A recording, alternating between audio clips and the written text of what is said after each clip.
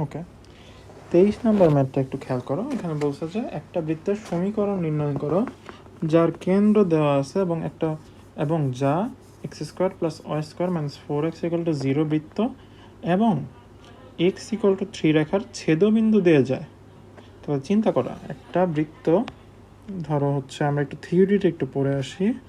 সেটা হচ্ছে, ধরো একটা বৃত্ত এরকম একটা বৃত্ত এবং একটা সরল রেখা চিন্তা করো, এরকম একটা স্ট্রেট লাইন। এই বৃত্ত আর এই সরল রেখার ছেদবিন্দু কোন দুইটা? এই যে এইটা একটা না, আর হচ্ছে এইটা একটা, একটু বড় করে মার্ক করি। এই দুইটা হচ্ছে আমার ছেদবিন্দু। এই দুটি ছেদবিন্দু দিয়ে হচ্ছে অন্য বৃত্ত যাবে, মানে যে বৃত্তটা আমরা সমীকরণটা জানতে চাচ্ছি সেই বৃত্তটা যাবে এই দুইটা ছেদবিন্দু দিয়ে। তাহলে ধরো সেটা এরকম হতে পারে, এই তো এরকম হতে পারে। এই ধরো ড্রয়িংয়ে একটু মনে করো যে সমস্যা, এই তো এবার ঠিক আছে। এরকম হতে পারে, অসংখ্য বৃত্ত সম্ভব। আরেকটা বৃত্ত ধরো হচ্ছে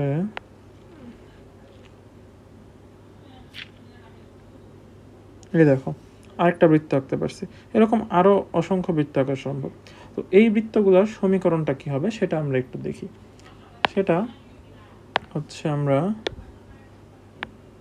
এইভাবে দেখতে পারি। ধরো বৃত্তটাকে আমরা ধরছি সি = 0 এবং সরল রেখাটাকে ধরছি আমরা এল = 0। বৃত্তের সি মানে কি বুঝছো? সি মানে হচ্ছে ধরো পুরোটাই, মানে x² + y² + 2gx + 2fy plus constant c = 0, এই পুরোটাকে ধরলাম সি। আর এল হচ্ছে যে কোনো একটা সরল রেখা, ধরো x + y = 0, যে কোনো কিছু হতে পারে, নাথিং, এরকম ax + by + c = 0 এরকম ধরতে পারো। এটাকে ধরো ax + by + c = 0, যে কোনো সরল রেখা। তো সাধারণ যে এদের ছেদবিন্দুগামী যে বৃত্তটা হবে সেটার সমীকরণটা হবে c + kl = 0। আমরা ম্যাথটা করলে আমরা ক্লিয়ার হব, ম্যাথটা করলে আমরা বুঝতে পারবো যে কি আসলে করছি বা কি সমস্যা। ঠিক আছে, এটা জাস্ট জেনে রাখো, c + kl = 0। এবার আমরা ম্যাথে যাই। ম্যাথে দেখো, আবার ডাকটা একটু পড়ো। একটা বৃত্তের সমীকরণ নির্ণয় করো যার কেন্দ্র দেওয়া আছে, আর বলছে যে যা এত বৃত্ত এবং এত সরল রেখার ছেদবিন্দু দিয়ে যায়। ঠিক আছে, আমরা বুঝতে পারছি। তাহলে আমরা ধরো ওই বৃত্তটা অঙ্কন করি।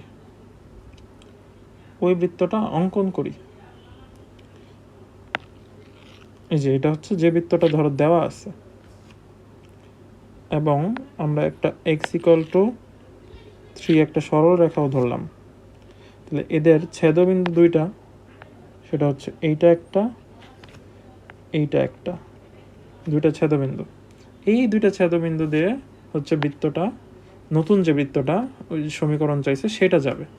তাহলে এটা হচ্ছে x = 3 রেখা, আর এটা হচ্ছে x² + y² - 4x = 0 বৃত্ত।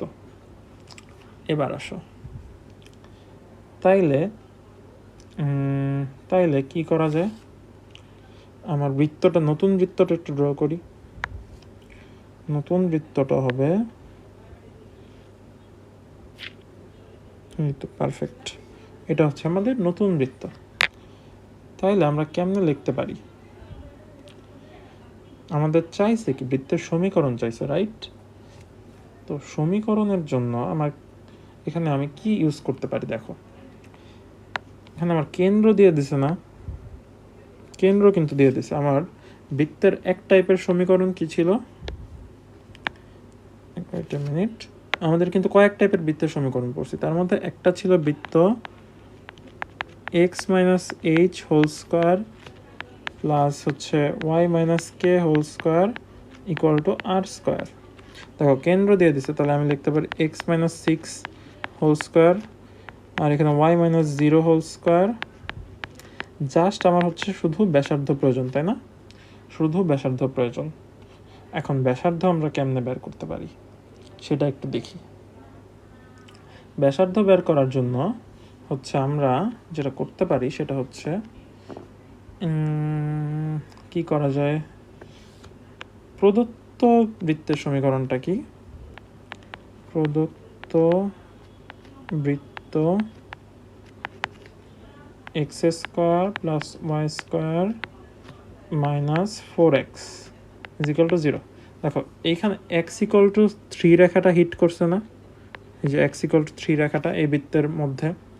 তাহলে আমি যদি এখানে এক্স ইকুয়াল টু 3 বসাই, তাহলে 3 square plus y square minus 4 into 3 is equal to 0। তাহলে কি আসে, y square equal to ultimately 3 আসতেছে এবং ওয়াইয়ের মান হচ্ছে প্লাস মাইনাস √/3। তাহলে দেখো তো আমি এই দুইটা বিন্দুর স্থানাঙ্ক পাওয়া যাইতেছি না, এই বিন্দুটা আর এই বিন্দুটা। এক্সের মান তো 3, তাহলে একটা বিন্দু হচ্ছে 3, আর একটা বিন্দু হচ্ছে 3, -√3। পাইছি কিনা, পাইছি কিনা। এবার দেখো নতুন যে বৃত্তটা, এইটা তো হচ্ছে আমার নতুন বৃত্তটা, ধরো আমি এইখানে আঁকতেছি, এটা হচ্ছে নতুন ওই হলুদ বৃত্তটাই এখানে হচ্ছে স্থানান্তর করলাম জাস্ট। তাহলে এইখানে একটা বিন্দু পাইছি, এইখানে একটা বিন্দু পাইছি, পাইছি কিনা একটু রেড মার্ক করে দেই, এইখানে একটা এবং এইখানে একটা, এই দুইটা বিন্দু, এই যে এখানের যে রেড মার্ক করা এই দুইটা বিন্দু সেম। এই দুইটা বিন্দুর স্থানাঙ্ক এই যে এটা একটা, এটা একটা, এবং এর কেন্দ্র কত 6,0 আমরা জানি কিনা, কেন্দ্র হচ্ছে 6,0। তাহলে কেন্দ্র থেকে একদম পরিধি পর্যন্ত যে কোনো একটা বিন্দু নিলেই সেটার ডিস্টেন্সটাই কি হবে, ব্যাসার্ধ না। আমরা চাইলে এইটাও নিতে পারি অথবা এইটাও নিতে পারি, মান আসবে সেম। তাহলে আমরা ধরো এটাকে ধরলাম 3,√3, তাহলে ডিস্টেন্সটাই হবে আমার হচ্ছে ব্যাসার্ধ। তাইলে r is equal to √3 - 6 whole square plus √3 - 0 whole square. এটা যদি ক্যালকুলেটারে তুমি করো আনসার আসবে √12 একক। দ্যাট মিনস আমি আর এর মান কিন্তু পেয়ে গেছি। এবার আমার কি লাগবে, দেখো আমার সমীকরণ কিন্তু অলরেডি হয়েছিল, এই যে এটা কিন্তু আমার অলরেডি হয়েছিল। তাইলে আমি যদি আবারও হচ্ছে এখানে বসাই, তার মানে x - 6 whole square plus y - 0 whole square is equal to লিখতে পারি r স্কোয়ার। √12 স্কোয়ারকে করলে কি হবে, √12 স্কোয়ারকে করলে আলটিমেটলি সেটা 12 আসতেছে। এবং এই পাশে যদি আমরা একটু ভাঙায় লিখি, x square minus 12x plus 36 plus y square. তারপর যদি আমরা একটু এটাকে ভাঙায় লিখি, তাহলে x square plus y square minus 12x plus 24 is equal to 0। কারণ 36 থেকে 12 বাদ দিলে থাকে 24। This is the answer of আবার যে বৃত্তটা আমাদের চাইছে সেই বৃত্তের সমীকরণ হচ্ছে এটা। একটু কনসেপচুয়াল এই ম্যাথটাও, বাট বুঝলে মোটামুটি ইজি। তো আমরা যে থিওরিটা পড়ছিলাম ওইটা হচ্ছে এখানে ইউজ করা লাগে নাই, বাট পরবর্তী ম্যাথগুলোতে ইউজ করা লাগবে। এই থিওরিটা C++ যেটা পরবর্তী ম্যাথগুলোতে লাগবে, আমি তখন মেনশন করে দিব আবার।